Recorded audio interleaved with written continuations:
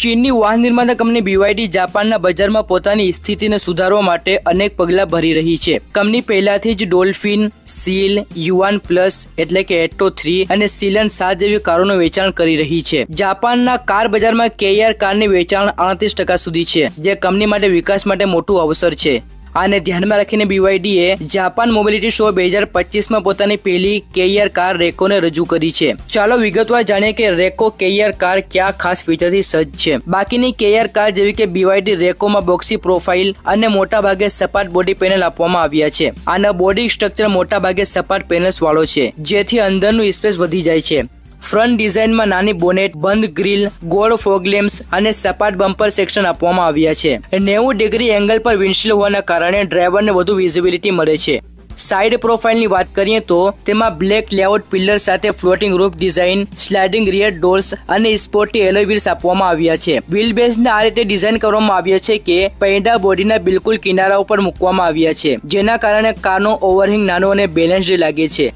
આનો સાઇઝ મર્યાદિત હોવા છતાં કંપનીએ તેના ઇન્ટિરિયર સ્પેસને વધારવા માટે રેકોને બોક્સી ડિઝાઇન આપી છે. આમાં C સાઇઝના લાઇટિંગ એલિમેન્ટ્સ, નાની બોનેટ, બંધ ગ્રીલ અને ગોળાકાર ફોગ લેમ્પ સાથે સપાટ બમ્પર સેક્શન છે. તે સાથે તેમાં ટ્રાયેંગલ સાઇડ ગ્લાસ સાથે dual A pillar, floating roof effect માટે બ્લેક આઉટ પિલર, પાછળની સ્લાઇડિંગ ડોર્સ અને સ્પોર્ટી એલોય વ્હીલ્સ આપવામાં આવ્યા છે. રેકોની લંબાઈ 3395 mm, પહોળાઈ 1475 mm અને ઊંચાઈ 1800 mm છે. તેને ઘણા ઉત્તમ ફીચરથી સજ્જ કરવામાં આવી છે. અંદરથી રેકોનું કેબિન ખૂબ મિનિમલિસ્ટ અને ફ્યુચરિસ્ટિક છે. કંપનીએ ઓછી જગ્યામાં વધુ ઉપયોગિતા આપવાનો પ્રયાસ કર્યો છે. આમાં ફ્લોટિંગ ટચ સ્ક્રીન ડિસ્પ્લે અને 3 સ્પોક સ્ટીયરિંગ વ્હીલ આપવામાં આવ્યું છે. ડેશબોર્ડ અને કંટ્રોલ પેનલ ખૂબ જ સિમ્પલ રાખવામાં આવ્યું છે, જેથી ડ્રાઈવરને નેવિગેશનમાં સરળતા રહે.